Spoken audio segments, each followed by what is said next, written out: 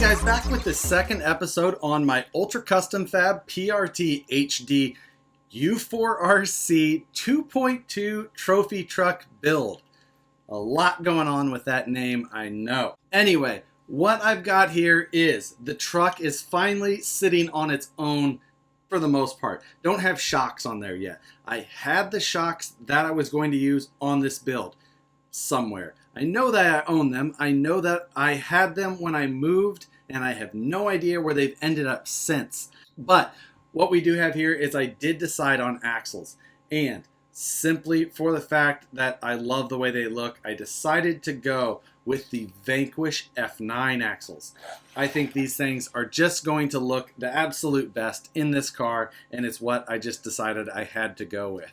Now, on a little twist on that, in the rear, I've built a centered rear F9 axle that's not currently available.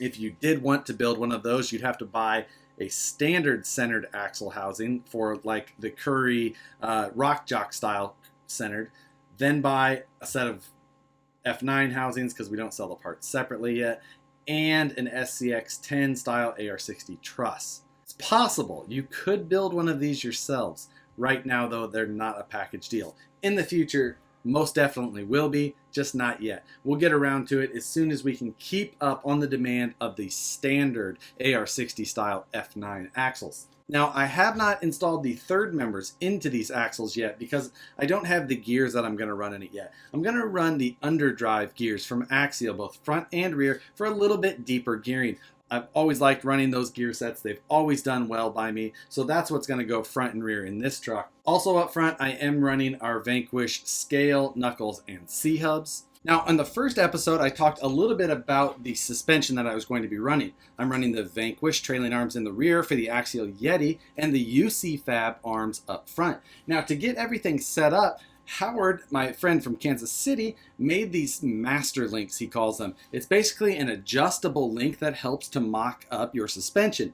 Now, he sent me a set of 4, which works perfect for this since I already had my lower links set. These you bolt up in the position of your links, and then they've got a set screw. So you loosen up the set screw, set your pinion angle and axle side to side exactly where you need it, and then tighten those set screws. Then you can take it off later, and you can measure those to get your exact eye-to-eye length. Super handy for this truck. It's the first time I've been able to use them. They really were pretty handy to have. Howard also made that battery tray that I used on my Deadbolt budget build a while back. So you can check all his stuff out. He actually has a website now. I'll throw that in the link below. As far as rolling stock goes, right now I've got a set of Method 105s on here with some Voodoo U4 tires. I don't know exactly what I'm going to run for wheels and tires as of yet. I haven't 100% decided. Partially because I haven't decided exactly what I'm going to do as far as a sheen goes or theme goes on this build. I've got a couple of ideas of something that I've really wanted to try, and I think that I've decided that this build is probably going to be the one where I do that first.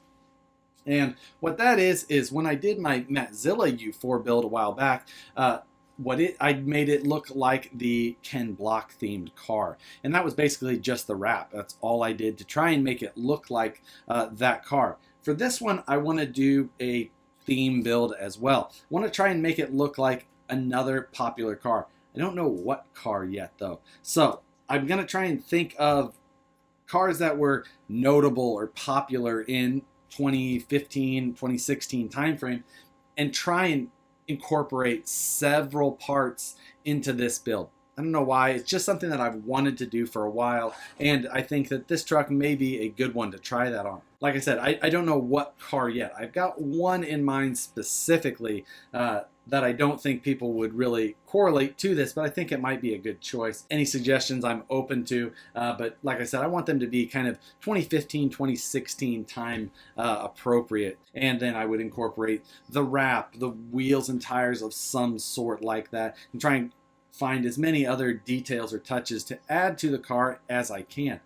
That's the ultimate goal for this car. We'll figure out exactly how that plays into it as I get a little bit further down the line, and especially once I actually pick the car. As far as electronics go, I haven't chose everything just yet. Right now, the only electronics that I have in it is my Futaba BLS 177 SV. It's a pretty killer servo. Tons of power, tons of speed, bulletproof gears, and just all around a really awesome servo. So that's my top end, best of the best servo, and that's really what I'm looking forward to running in here. Motor and ESC, still a little bit undetermined. I'll probably run a Holmes Polar Pro and just have to kind of figure out which one as far as KV and all that. Really wanted to get going on this car faster than I am right now, but that didn't happen. That's what we're doing right now, guys.